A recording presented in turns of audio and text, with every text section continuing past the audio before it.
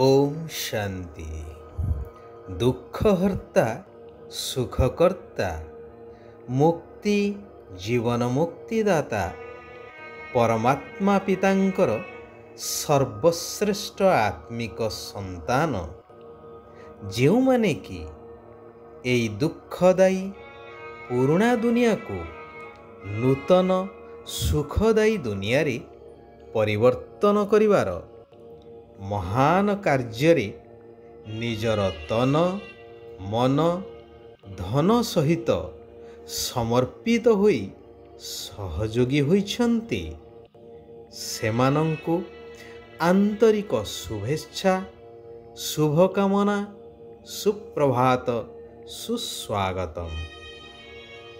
कथारे अछि अलसुआ दुख पाए। एहारी उपरे एक सुंदर गल्प मध्य अछि जहाकु आमे माने प्राय समस्ते जानिथिबे। तथापि मु पुणी थरे ताहार उपस्थापना करुछि आजिर प्रभु चिंतनर आलोचनार आवश्यकता को आखि आगरे रखी। खरा दिन झिंटिकाटिए आनंदरे एणे तेणे डेई डेई समय बिताउथाए। देखिला पिंपुड़ी माने धाड़ी बांधी खाद्य संग्रह करी निज बसा घरे साइती रखुछंती। झिंटिका कहिला, अरे बंधु माने एते बड़ खराटारे काहेकि एते परिश्रम करुछ? आस आनंदरे खेलकूद करिबा मौज करिबा। पिंपुड़ी माने कहिले कि नाई रे झिंटिका भाई, आमको समय नहीं। आउ अल्प दिन परे वर्षा दिन आसीजिब, घरु बाहरी हेब नहीं। तेणु आगरु किछि खाद्य संचय करी रखिथिले सेतेबेले बसी आराम रे खाई परिबा। झिंटिका कहिला, जहा तुम गुडांकु कही किछि आउ लाभ नाही। किछि दिन गला, वर्षा ऋतु आसीगला। केही कुआडे जाई पारिले नाही। बिचरा झिंटिकाटी खाइबाकू न पाई भोकरे रहिला। द्वितीय दिन भोक संभाली न पारी वर्षारे तिंती तिंती पिंपुड़ी मानंक पाखरे जाई पहुंचिला एवं नेहुरा हेला किछि खाद्य देवा पाई। पिंपुड़ी माने ताकू किछि खाद्य देले एवं कहिले, जदि तुमे आगरु आम कथा मानी किछि खाद्य संचय करी रखि थांत, आजि कोन एते दुख कष्ट पाई थांत।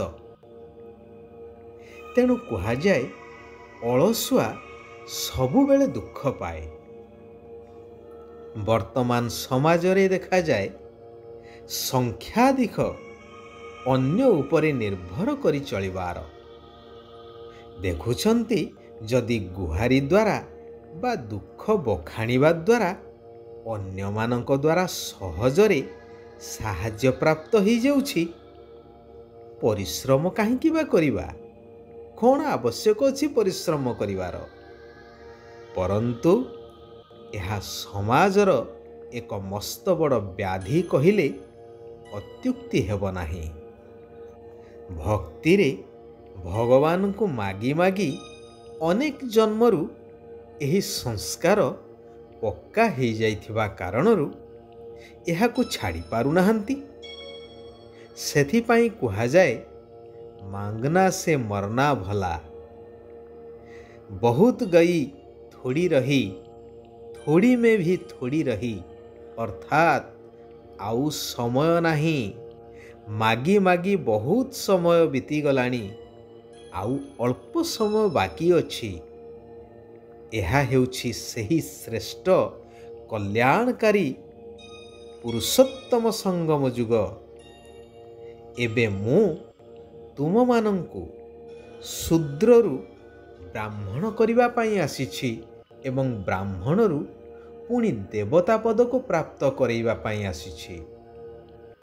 ତେଣୁ ବ୍ରାହ୍ମଣ ହେବା ପରେ ଏଭଳି କୌଣସି ଚାଲିଚଳନ ହେବା ଉଚିତ ନୁହେଁ ଯାହାଦ୍ୱାରା ଈଶ୍ୱର ପିତାଙ୍କର ବଦନାମ ହେବ। ସେଥିପାଇଁ ଘର ଗୃହସ୍ଥରେ ରହି ସବୁ କିଛି କରିବା ସହିତ କେବଳ ମୋ ସ୍ମୃତିରେ ରୁହ ଏବଂ ମୋ ଶ୍ରୀମତରେ ଆଗକୁ ଆଗକୁ ଚାଲୁଥାଅ। ତୁମେମାନେ ହେଉଛ ଈଶ୍ୱରୀୟ ବିଦ୍ୟାର୍ଥୀ। ତେଣୁ ତୁମ ମୁଖରୁ ଏହା କଦାପି ବାହାରିବା ଉଚିତ ନୁହେଁ କି ମୋତେ ଏହି ଶ୍ରେଷ୍ଠ ପାଠ ପଢ଼ିବା ପାଇଁ ଫୁର୍ସତ ହିଁ ମିଳୁନାହିଁ। ଶିବ ବାବା ପିଲାମାନଙ୍କ ମୁଣ୍ଡରେ କୌଣସି ବୋଝ ବା ସମସ୍ୟା ଲଦି ଦେଉନାହାନ୍ତି। କେବଳ ଏତିକି କହୁଛନ୍ତି ଯେ ସକାଳୁ ସକାଳୁ ଉଠି ଘଡ଼ିଏ ଅଧା ଘଡ଼ି ମୁଁ ଯିଏ ଯେପରି ଠିକ୍ ସେହିପରି ମୋତେ ମନେ ପକାଅ ଏବଂ ପାଠ ପଢ଼। ମୁଁ ଯେଉଁ ପାଠ ପଢ଼ଉଛି। ମନୁଷ୍ୟମାନେ ଅନେକ ଯୋଜନା କରୁଛନ୍ତି, ପରନ୍ତୁ ବାବାଙ୍କର ଯୋଜନା ସମସ୍ତଙ୍କ ଯୋଜନା ଠାରୁ ସମ୍ପୂର୍ଣ୍ଣ ଭିନ୍ନ। ମନୁଷ୍ୟ ଯୋଜନା କରୁଛନ୍ତି କି ସମସ୍ତେ ମିଶି ଏକ ହେଇଯାଆନ୍ତୁ, ପରନ୍ତୁ ବାବା ଚାହୁଁଛନ୍ତି ଏ ସାରା ମିଥ୍ୟା ଦୁନିଆ ପରିବର୍ତ୍ତନ ହୋଇ ସତ୍ୟ ଦୁନିଆରେ ପରିଣତ ହେଇଯାଉ। ତେଣୁ ସତ୍ୟ ଦୁନିଆକୁ ଯିବା ପାଇଁ ନିଶ୍ଚିନ୍ତ ସତ୍ୟନିଷ୍ଠ ହେବାକୁ ପଡ଼ିବ। ସେଇଥିପାଇଁ ସତ୍ୟ ପିତାଙ୍କର ସତ୍ୟ ଜ୍ଞାନକୁ ଧାରଣ କରିବା ନିହାତି ଆବଶ୍ୟକ। ଆତ୍ମ ଅଭିମାନୀ ହୋଇ ନିଜକୁ ଜ୍ୟୋତିର୍ବିନ୍ଦୁ ଆତ୍ମା ମନେ କରି ସେହି ସ୍ଥିତିରେ ରହିବାକୁ ହିଁ ହେବ।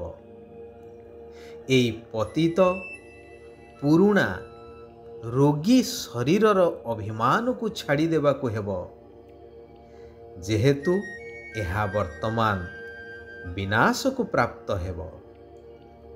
ଦୟାଶୀଳ ହୋଇ ନିଜର ଏବଂ ଅନ୍ୟମାନଙ୍କର କଲ୍ୟାଣ କରିବାକୁ ହେବ।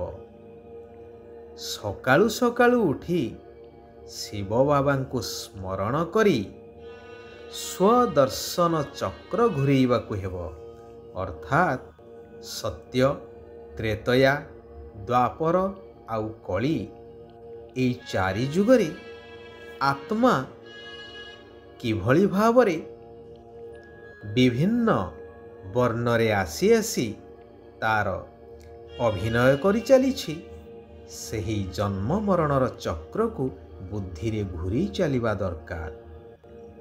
ଶିବ ବାବା କହୁଛନ୍ତି, ଶୁଭ ଭାବନା ଦ୍ୱାରା ବ୍ୟର୍ଥକୁ ସମର୍ଥରେ ପରିବର୍ତ୍ତନ କରୁଥିବା ହୋଲି ହଂସ ବା ପବିତ୍ର ହଂସ ହୁଅ। ଯିଏ ନକାରାତ୍ମକ ତ୍ୟାଗ କରି ସକାରାତ୍ମକ ଧାରଣ କରୁଥିବ, ତାଙ୍କୁ ହିଁ କୁହାଯିବ ହୋଲି ହଂସ ବା ପବିତ୍ର ହଂସ। ଖରାପ ଦେଖୁଥିଲେ ଶୁଣୁଥିଲେ ମଧ୍ୟ ଦେଖୁନଥିବ କି ଶୁଣୁନଥିବ।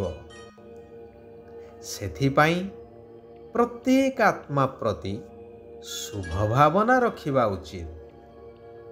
ଯଦି ଅତୀନ୍ଦ୍ରିୟ ସୁଖର ଅନୁଭୂତି କରିବାକୁ ଚାହୁଁଛ, ତେବେ ଶାନ୍ତ ସ୍ୱରୂପ ସ୍ଥିତିରେ ସ୍ଥିତ ରୁହ, ଯାହା ଆତ୍ମାର ସ୍ୱଧର୍ମ ଅଟେ। ଆଚ୍ଛା, ଆଜି ପାଇଁ ଏଇଠାରେ ଆମେମାନେ ବିରାମ ନେବା। ଆସନ୍ତାକାଲି କଲ୍ୟାଣକାରୀ ମହାପ୍ରଭୁଙ୍କର ଆଉ କିଛି କଲ୍ୟାଣକାରୀ ମହାବାକ୍ୟକୁ ଆଲୋଚନା କରିବା। ଜୀବନରେ ଧାରଣ କରି ନିଜକୁ ପରିବର୍ତ୍ତନ କରିବା ସହିତ ସାରା ବିଶ୍ୱକୁ ପରିବର୍ତ୍ତନ କରିବାର ମହାନ କାର୍ଯ୍ୟ କରିଚାଲିବା। ସାରା ବିଶ୍ୱର ଆତ୍ମାମାନଙ୍କର କଲ୍ୟାଣ ହେଉ। ସମସ୍ତେ ସୁଖ ଆଉ ଶାନ୍ତିର ଅନୁଭବ କରନ୍ତୁ। ଓମ୍ ଶାନ୍ତି। ଓମ୍ ଶାନ୍ତି। ଓମ୍ ଶାନ୍ତି।